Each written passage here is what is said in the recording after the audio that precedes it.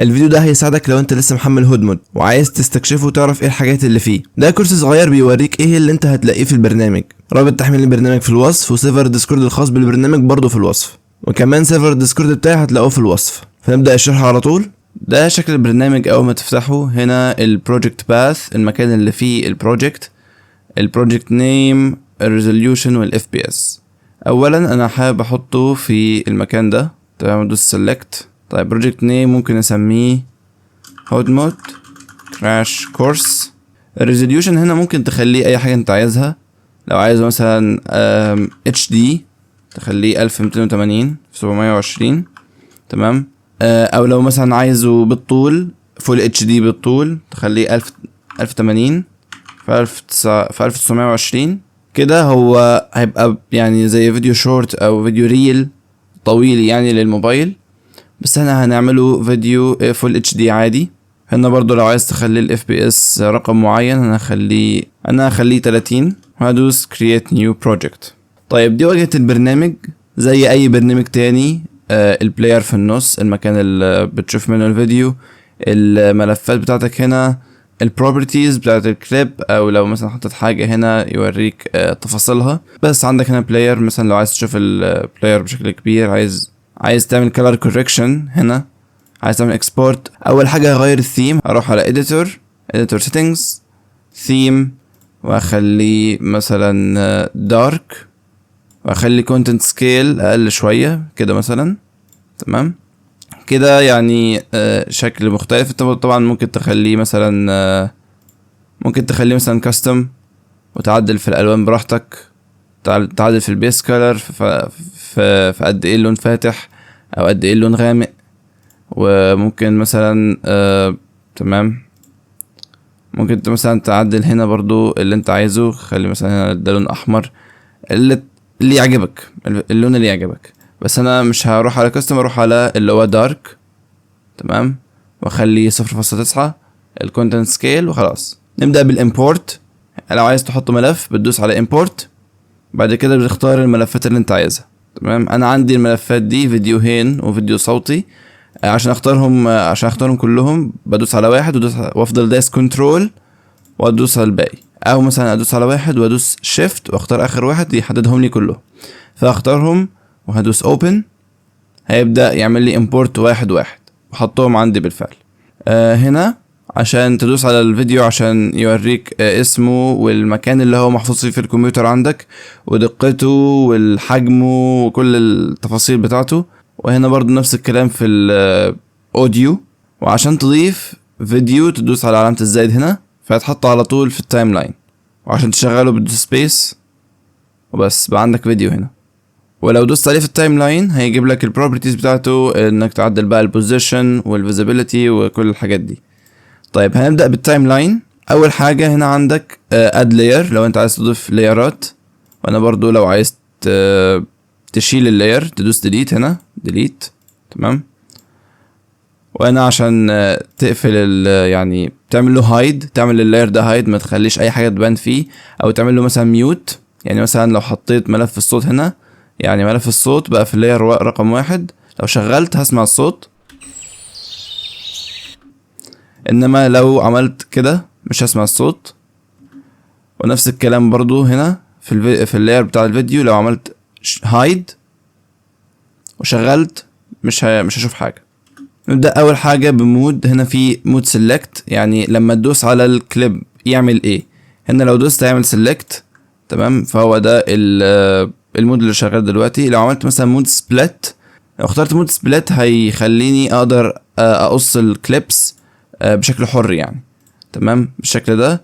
واقدر بعدين ان انا مثلا اختار سيلكت وبعد كده امسح ديليت بالشكل ده. وبرضو عندي مود سليب. مود سليب ده مميز عشان ده يعني بيحرك مكان الفيديو. يعني مثلا الفيديو بيبدأ بان الفراشة بتفضل ثابتة كده، بعد كده تتحرك ناحيتها. انا ممكن مثلا عايز ايه الفيديو يبدأ بان هو ايه تبقى حركة على طول، يعني اعمل كده بالشكل ده كده، فيبدأ الفيديو من المكان ده، يعني بحرك مكان الفيديو نفسه. فده انا بحرك الفيديو نفسه في المساحة دي من المساحة دي من الكليب في التايم لاين بالشكل ده كده. طيب نرجع لمود سيلكت. هنا edit single و edit multiple. احنا على المالتيبل ده الديفولت الاساسي، وده لو مثلا انا عندي الكليب كده واخترت الاتنين دول مع بعض، اخترتهم كده تمام، اقدر اعدلهم الاتنين مع بعض تمام. انما مثلا لو اخترت سنجل، حتى لو انا مختار اكتر من كليب، بعدل اللي انا بعمل عليه ده بس بالشكل ده كده تمام. واقدر ارجع تاني مالتيبل عشان اعملهم الاتنين مع بعض كده. طيب الحاجة اللي بعدها عندنا هنا السبليت، بس ده سبليت يعني بالتايم لاين اللي فات اللي هو مود سبليت ده بالماوس بالكرسر نفسه، انما هنا بالتايم لاين. يعني لو دوست هنا سبليت بيقسم عند التايم لاين بالظبط، ولو دوست سبليت لسبليت رايت هيمسح اللي على الشمال، ولو دوست سبليت ليفت هيمسح اللي على اليمين بالشكل ده. اختار كده وادوس سبليت ليفت يمسح اللي على اليمين، حتى الايكون بتوضح لك هو هيمسح انهي حتى بالظبط. ده الماركر ده لو انت مثلا عايز تحط ماركر في مكان معين، لو مثلا ايه عايز مثلا اعلم المنطقة دي، فبروح عليها وادوس على العلامة دي فيحط لي علامة كده في المكان تمام. واقدر احطها برضو لو انا مثلا مشغل فيديو وعايز اعمل ماركر هنا، بدوس عملت ماركر هنا وانا مشغل الفيديو تمام بالشكل ده. واقدر اشيله بالرايت كليك تمام بالشكل ده برضو. واقدر اغير لونه، مثلا ادوس عليه كده اغير لونه اخليه مثلا اخضر تمام، بقى لونه اخضر او لونه احمر مثلا. ففي واحد ازرق واحد احمر واحد اخضر، وممكن امسحهم برضو. طيب الادوات اللي على اليمين هنا place on top دي بتحط لك فوق الكليب الموجود اصلا تمام. يعني مثلا انا عندي الكليب ده اللي هو فيديو الفراشة، وحطيت فيديو الجبل ده كده هيحطه فوقيه بالشكل ده تمام. ده اللي هو place on top.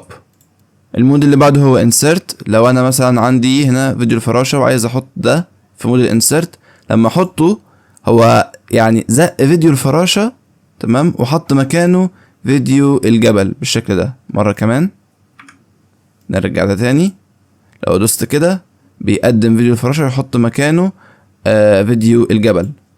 ولو مثلا انا قصيت هنا مثلا عملت هنا كده ودوست سبليت رايت بالشكل ده، بقى المكان ده هنا فاضي. لو حطيت فيديو الجبل جواه هيوسع له المساحة ويحطه فيه تمام. اللي بعده اوفر رايت، مش بيوسع مكان للفيديو ويحط الفيديو في حتة تانية ويحط الفيديو الجديد مكانه، لا ده بيشيل كل حاجة اصلا وبيحط الحاجة الجديدة مكانها.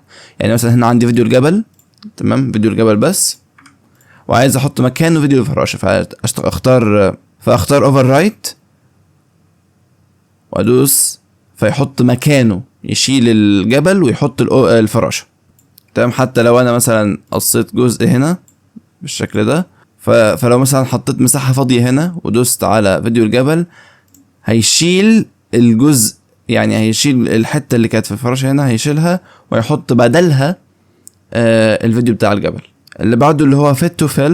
مثلا عندنا فيديو الفراشة هنا كده بالشكل ده، عندي المساحة الفاضية دي، فلو حطيت هو بيحط على قد المساحة الموجودة. ففيت تو فيل بيحط على قد المساحة الموجودة. لو انا مثلا شلت ده تاني، شلت الفيديو ده كده واتبقت المساحة دي وعايز احط مثلا ايه الاوديو ده، بيحط على قد المساحة الموجودة. اللي بعده ريبليس. لو انا مثلا اخترت الفيديو ده كده وعايز احط بداله فيديو الفراشة بنفس الزمن بتاعه، فاقوم مختار ريبليس وادوس فيحط بداله فيديو الفراشة.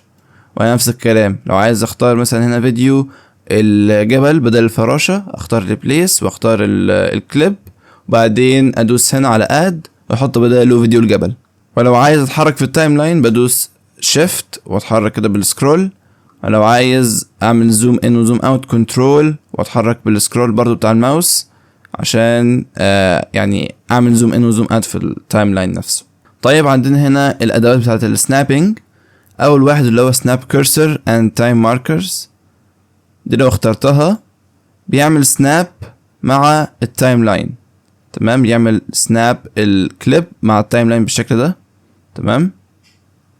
وكمان لو حطيت ماركر هنا كده مثلا بيعمل سناب مع الماركر، يعني لو بعدت التايم لاين خلاص كده وقعدت اتحرك بيعمل سناب للتايم ماركر، ولو شلتها يبقى الموضوع عادي، مفيش اي سنابنج ولا مع التايم ماركر ولا مع التايم لاين. اللي بعده اللي هو سناب تايم رولر، ده بيعمل سناب للمكان اللي انت واقف فيه في التايم لاين مع الزمن. يعني مثلا ايه، بتمشي كل ما تمشي، يعني مش بتمشي بحرية، يعني مش زي كده تمشي كده بحرية تامة، لما بتختاره بتمشي على العلامات دي في التايم لاين. يعني لو تشوف كده كل التايم لاين نفسه الزمن بتاعه فيه علامات، فانت بتمشي في العلامات دي. اللي بعده سناب كليبس. سناب كليبس هنا لو انا ماشي في التايم لاين هنا وقربت من كليب بيعمل عليه سناب، انما لو شلته بيتحرك بحرية من غير ما يعمل اي سنابنج خالص بالشكل ده، عادي خالص اهو، ما بيعملش اي سنابنج. انما لو حطيتها سناب كليبس بيروح عليه على طول اول ما يقرب منه. واخر حاجة هنا اللي هو سنتر، لو دوسته بيروح على التايم لاين بيحطه لي في النص وبيرجعني لاول ثانية في الفيديو. طيب اخر حاجة في التايم لاين اللي هو النستد كليبس، ده اللي هو انت ممكن تعمل كليب جوه كليب بان انت تدوس على كليب بعد كده تدوس انتر، فانا كده دخلت جوه الفيديو نفسه. يعني انا في الروت اهو، انا عندي ده، فبدوس عليه وادوس انتر، بدخل جوه الفيديو نفسه، بحط فيه لاير، مثلا ممكن احط فيه فيديو الفراشة، تمام، ويبقى الفيديو الفراشة جوه.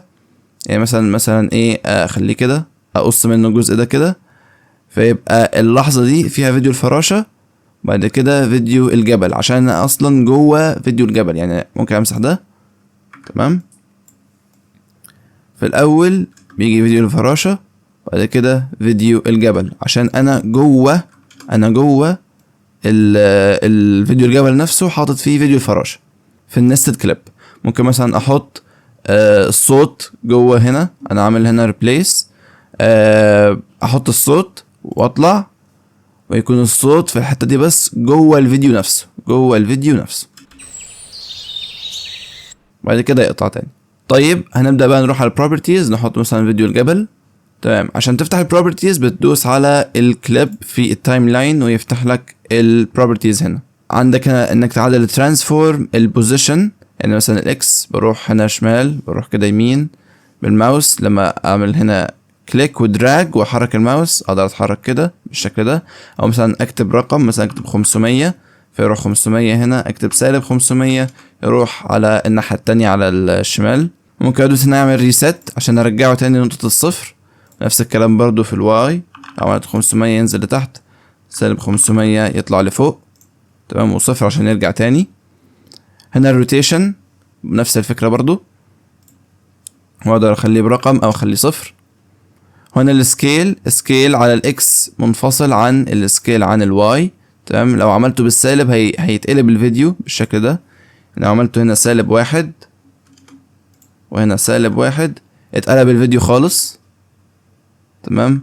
لو رجعته 1 بالشكل ده الفيديو رجع معدول تاني. فانت لو عايز تعمل فليب للفيديو او يعني ميرور، بتروح على السكيل تكتب سالب 1 في المكان في الاكسس اللي انت عايزه، وتدوس طبعا ريست عشان ترجعه تاني زي ما كان، تمام. الاختيار ده عشان تخلي الفيديو يعني حاجة شبه ال 3D كده، تمام. مثلا ممكن تخليه كده وتعمل زوم مثلا هنا 1.25 بالشكل ده، فيبقى الفيديو كأنه يعني مشدود كده، او يعني متبص عليه بزاوية مختلفة بالشكل ده كده يعني، تمام. وتعمل ريست برضو عشان ترجع لنقطة الصفر، تمام. هنا فيزيبيليتي، الموديوليت هنا يعني زي فلتر الالوان، ولكن هو يعني فلتر مبسط، يعني في كولر كوريكشن هنروح له بعدين. ممكن اختار اللون اللي انا عايزه، ممكن ادوس على العلامه دي عشان اختار لون من اللي في البرنامج نفسه.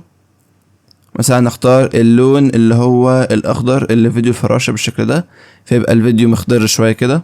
هنا ممكن اعدل على RGB، يعني مثلا نحط حاجه هنا RGB او HSV، نفس الكلام كله شغال يعني.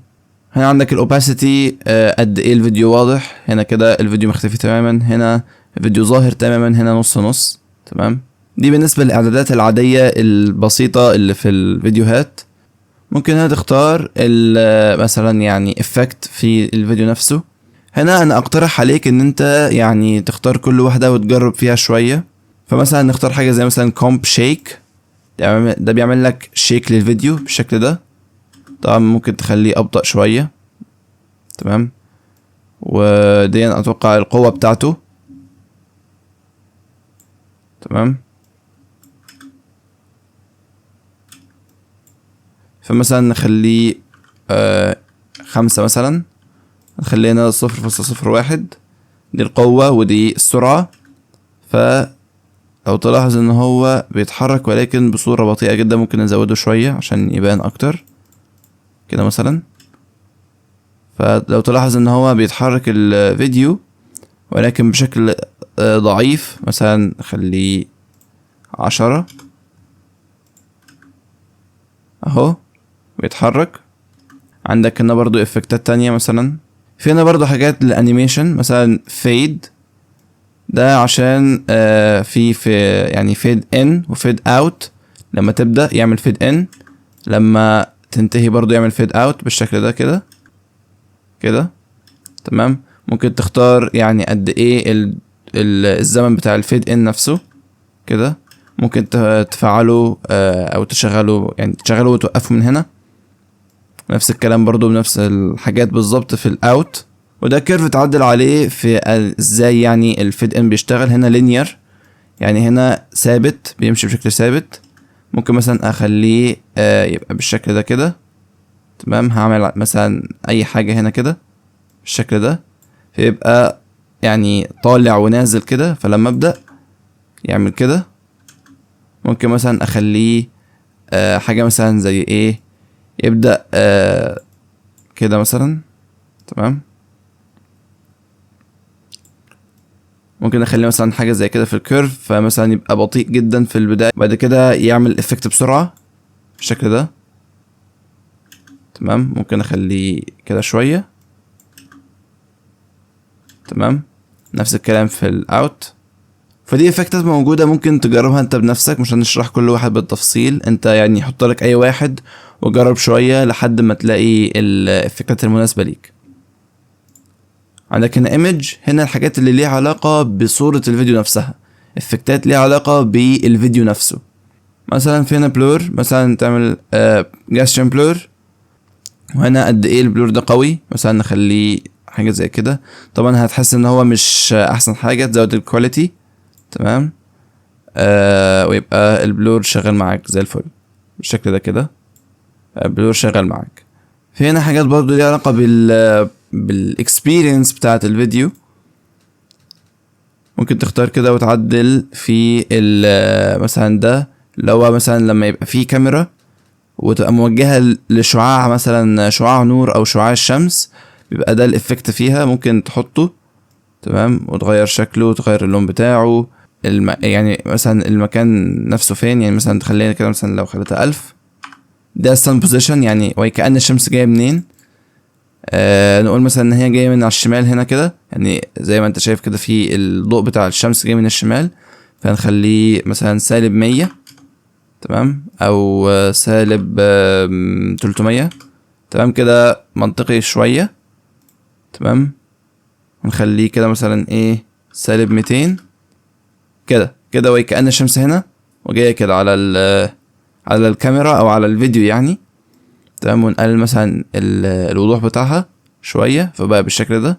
ممكن برضو تدوس على العلامة دي عشان توريك، او يعني توريك الفيديو مع او من غير الافكت ده.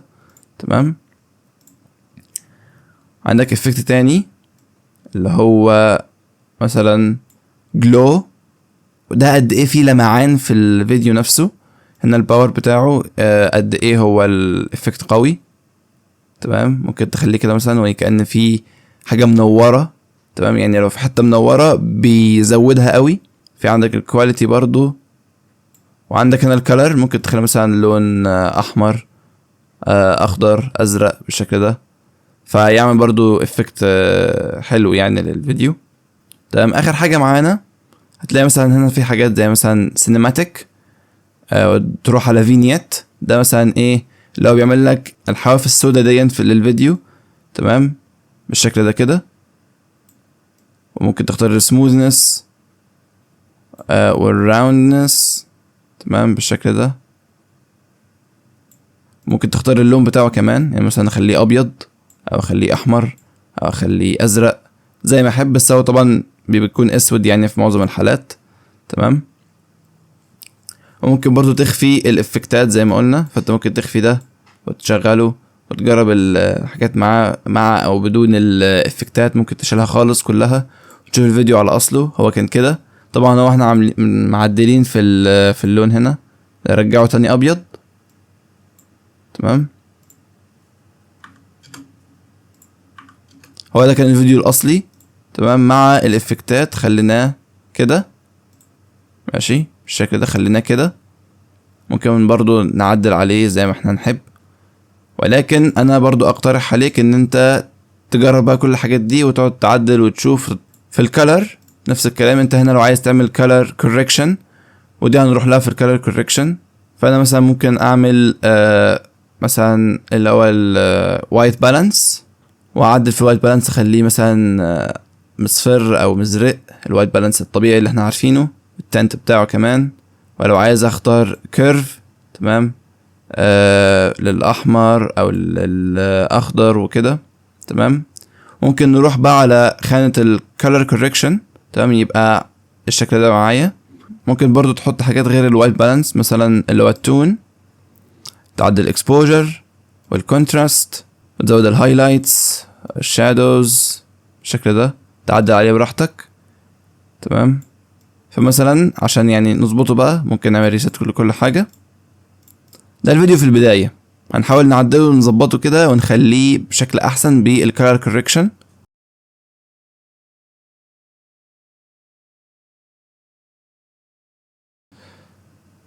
طيب فده بعد التعديل وده قبل التعديل. طيب دلوقتي احنا في برنامج مونتاج، فاحنا مثلا عايزين نشوف الفرق بقى يعني قبل التعديل وبعد التعديل. ممكن مثلا اعمل ايه، اعمل كده وادوس رايت كليك، ادوس على دوبليكيت.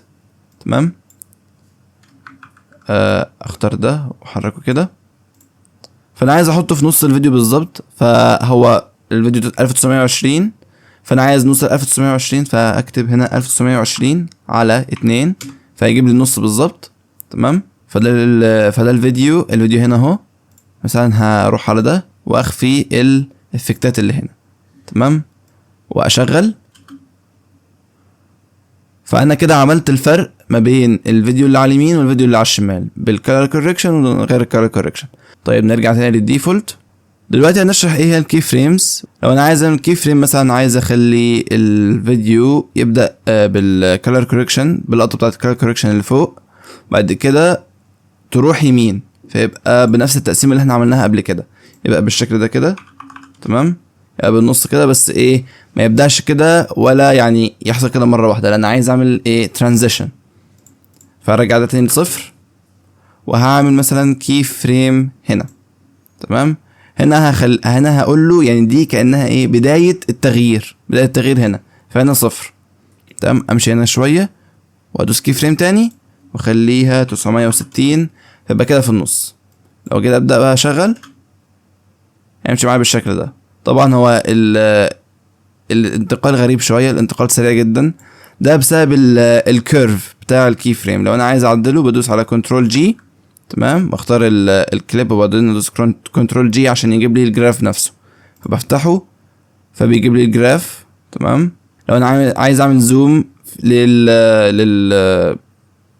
للكيرف نفسه، بروح عليه بالماوس كده، بحط الماوس عليه وبعد كده ادوس كنترول واعمل سكرول. تمام. لو انا عايز اعمل زوم بقى للتايم لاين كله، فبروح على التايم لاين كده بالكرسور، بعد كده اعمل كنترول وزوم بالشكل ده كده. تمام. فعندنا اهو الكيرف شكله عامل ازاي، شكله كده. تمام. موضوع غريب شويه ان انا مش عايزه بالشكل ده.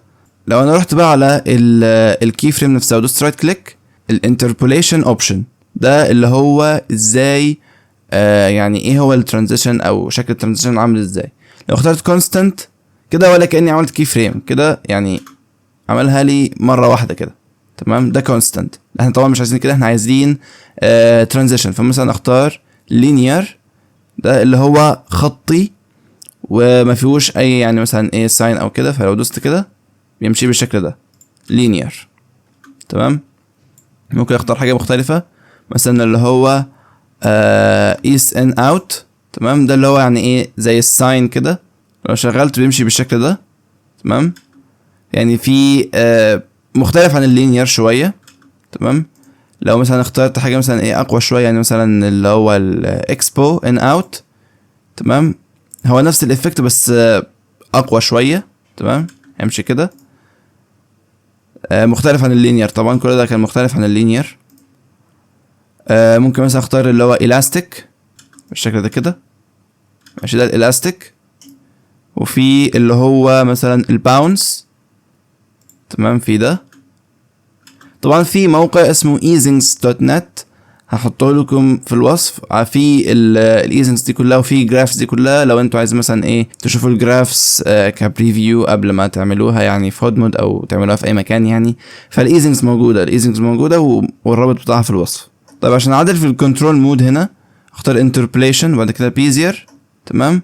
هيختار لي بقى ايه، هيديني السهم ده، يعني ان اختار بقى الشكل اللي انا عايز اعدل عليه في الجراف نفسه بدل ما اختار الحاجات الثابته. تمام. بختار بيزير وبعد كده اختار الكنترول مود. لو انا حطيت فري بيديني السهم بتاعه ويخليني احركه يعني براحتي. لو اخترت ده كده واخترت ده معاه واخترت aligned بالشكل ده كده كنترول مود aligned، هيغير الاتنين دول ايه بشكل يعني يعني زي المرايه كده. تمام. اغير ده ويغير ده بالشكل المعاكس يعني. انما لو اخترت مثلا فيكتور هنا كده يعني ايه بيقفله ويخليه يعني ايه موجه بالظبط للكي فريم اللي بعده. لو حطيت مثلا كي فريم في النص هنا كده او مثلا حركته كده، هو موجه بالظبط للكي فريم اللي جنبها، موجه ليها، السهم ده مقفول عليها. وممكن تعمل كي فريم لاي حاجه، ممكن تعمل كي فريم للروتيشن او للحاجات دي مثلا في مثلا في الاوباسيتي، ممكن تغير في الاوباسيتي. وممكن برضه تعمل حاجات يعني مثلا الافكتات اللي احنا عملناها مثلا في البلور. لو اخترت جاسيان بلور فينا مثلا اعدل في يعني اعمل كي فريم للبلور، فانت ممكن تجرب تعمل كده برضه بنفسك. وبرضه اللي هو edit multiple و edit single هنا برضه بيشتغلوا في الكي فريم. لو حطيت مثلا كي فريم هنا كي فريم هنا. تمام. وخليتها edit multiple واخترتهم كلهم كده بالشكل ده وعدلت على واحد فيهم، هيتعدلوا كلهم مع بعض. تمام. بالشكل ده كده. انا لو اخترت مثلا edit single هيعدل الكي فريم اللي انا عليها بس.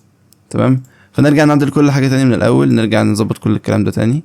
تمام. فرجعنا تاني الحاجه زي ما هي كانت، هنخليها على الساين ده الديفولت وده اللي هنخلينا عليه. تمام. لو انا عايز اطلع بقى من الجراف كان تمام Alt G، ولكن بره يعني خلي الماوس على التايم لاين مش على الجراف نفسه. تمام. ادوس كده فيقفل لي الجراف مره تانية. في هنا في الاوبجكت في شيء مهم جدا محتاجين نشرحه اللي هو الكاميرا. تمام. والتكست. هنروح على التكست بس خلينا في الاول في الكاميرا. لو انا مثلا حطيت كاميرا هنا. تمام. الكاميرا دي فايدتها ايه؟ فايدتها ان انا ممكن اتحرك عن الشيء نفسه، يعني اتحرك بالفيديو كله، مش مضطر ان انا احرك كل حاجه مع بعضها. يعني مثلا ايه لو انا عايز اروح الفيديو كله يروح يمين، فمش لازم احرك كل الحاجات اللي في الفيديو، مثلا احرك الاتنين دول كده واخليهم الاتنين مع بعض يروحوا يمين، لا مش مضطر اعمل كده. تمام. ممكن اروح بالكاميرا نفسها. تمام. بالشكل ده. مثلا عايز اروح فوق شويه. تمام. بالفيديوهين احط الكاميرا بعد كده اروح على الاوفست واروح على الواي احط مثلا -500. فانا في الكاميرا اللي تعدل الكاميرا الفيديوهات زي ما هي. لو طلعت بره الكاميرا كده الفيديوهات زي ما هي، اما لو دخلت على الكاميرا بيرجعوا تاني. فممكن مثلا استغل الشيء دون بان انا اعمل مثلا افكت في الكاميرا نفسها بالكي فريمز برضو. فممكن نعمل مثلا ايه نرجع تاني ده للصفر بالشكل ده. مثلا نروح كده نستنى لحد ما يحصل كده. تمام. في اللحظة دي انا عايز اروح مثلا على الجزء الشمال الاول، بعد كده اروح على الجزء اليمين بالكاميرا من غير ما احرك الفيديوهات. فاروح هنا كده مثلا. تمام. اختار مثلا هنا البوزيشن في المكان ده واختاره في المكان ده برضو واعدله هنا. اعدله اخليه مثلا 1920 على 2، فيجيب لي المكان اللي هو ايه الفيديو الاولاني بس. وممكن ارجع تاني مثلا اخد الكي فريم ده، مثلا اختار ادوس كنترول جي واروح هنا كده، تمام. اخد الكي فريم ده اعمل له كوبي واحطه هنا مثلا بيست في المكان ده هنا كده بيست، تمام ممتاز. يعني واروح على الت جي كده، تمام. بالشكل ده انا يعني عملت كاميرا، رحت كده يمين بعد كده رجعت تاني شمال. ده في الكاميرا فقط. لو انا مثلا شلت الكاميرا عملت ديليت مثلا، تمام، هو الفيديو زي ما هو، رجعتها تاني الافكت ده هو اللي رجع، تمام. الكاميرا بالشكل ده، تمام. ممكن طبعا اعمل زوم بالشكل ده، يعني اعمل مثلا زوم 2 الكاميرا كلها، ولكن انا مش محتاج اعمل ده حاليا فهرجعها تاني. ماشي. انا احب احط مثلا تكست هنا، ماشي. احط تكست احطه مثلا على المكان ده هنا، فمثلا اخليه مثلا هنا with color correction، هنا without color correction بالتكست، تمام. فاحط التكست هنا، ادوس على علامة البلس، تمام. اعمل سنابينج، اشيل ده، تمام. احط هنا مثلا ده هنا تكست معايا، ممكن اعمل اكتب هنا مثلا without color correction، تمام. اخلي الفونت مثلا بالشكل اللي انا عايزه، اخلي الفونت سايز مثلا كبير شويه كده 70 مثلا، واغير المكان بتاعه في الترانسفورم، اخليه مثلا كده يجي شمال شويه، واطلع فوق بالبوزيشن اخليه مثلا سالب 300 او سالب 450، تمام. وهعمل له دوبليكيت، تمام. اختار ده بس، تمام. واخليه بدل ما ده سالب اخليه موجب عشان يروح الناحيه التانية، واكتب with color correction. طيب ممكن اعدل حاجات كتير جدا في التكست، تمام. ممكن اختارهم هما الاتنين واعدل الفونت. في فونتس كتير، ممكن اختار الفونت ده مثلا كده، تمام. واخلي ده برضو نفس الكلام.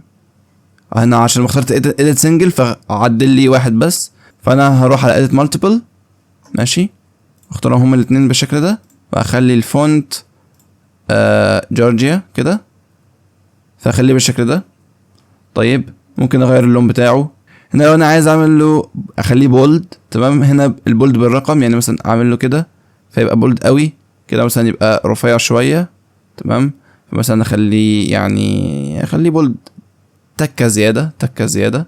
وهنا برضو شويه اعدادات، لو انت مثلا عايز تخليه تخلي الحرف نفسه يعني طويل او قصير، تمام، هو في الاصل واحد، او تخليه اتاليك بالشكل ده يمين او شمال، تخليه كده، تمام، او في الاصل صفر، او من الناحيه دي، او من الناحيه دي كده، تمام. تخليه طويل او قصير.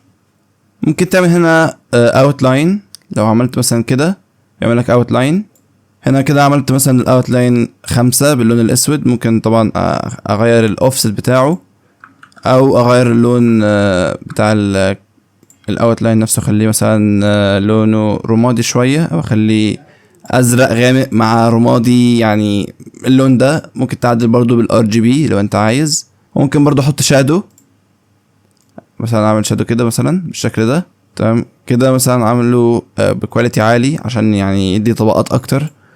ممكن اخليه مثلا الالفا بتاعته شويه كده عشان يبقى خفيف كده كويس، ماشي.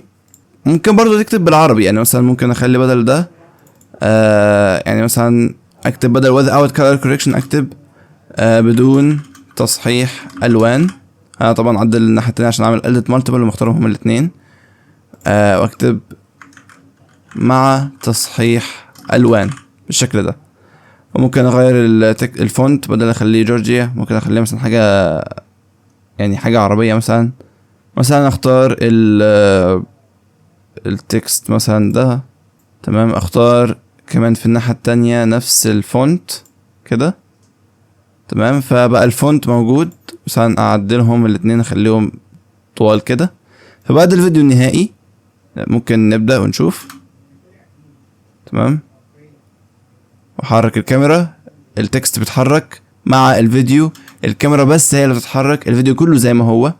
تمام، بالشكل ده الفيديو كله زي ما هو، الفيديو زي ما هو، الكاميرا بس هي اللي بتتحرك بس. ممكن بقى في الاخر خالص بقى احط الصوت، اخليه هنا كده مثلا. فبس نبدأ ونشوف، نفتح البلاير نشغل.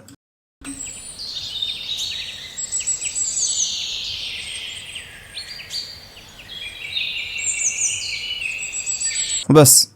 فاخر حاجه قبل ما نخلص، ففي هنا في الاديتور سيتنجز لو انت مثلا عايز تعدل في الشورت كاتس، لو في مثلا شورت كاتس انت عايز تعدلها، او لو عايز تشوف الشورت كاتس اللي موجوده في البرنامج ممكن تشوفها من هنا وتعدلها برضو.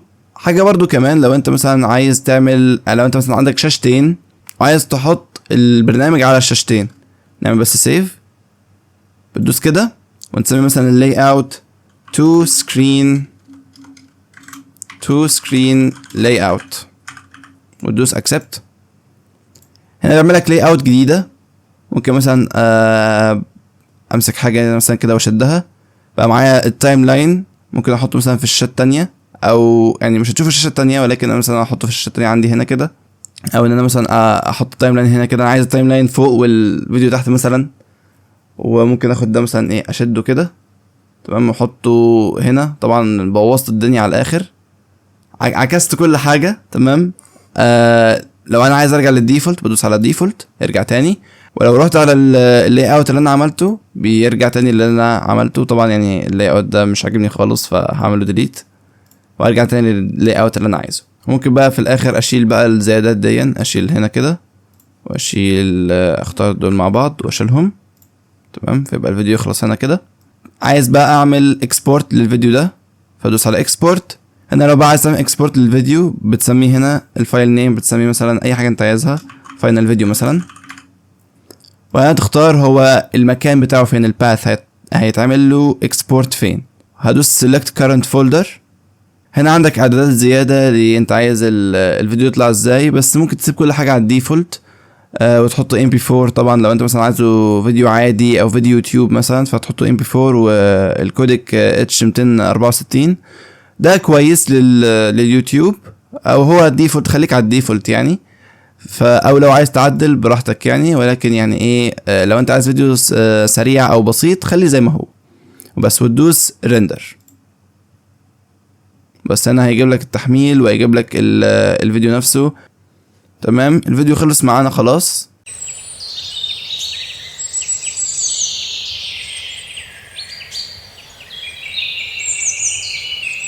ده كان شرح مبسط للبرنامج. بفكرك لو لسه ما دخلتش سيرفر الديسكورد بتاع هودمود، انصحك تدخله عشان تتابع التحديثات من المطور نفسه اول باول، وما تنساش تدخل سيرفر الديسكورد الخاص بيا. اشوفكم الفيديو الجاي ان شاء الله. سلام.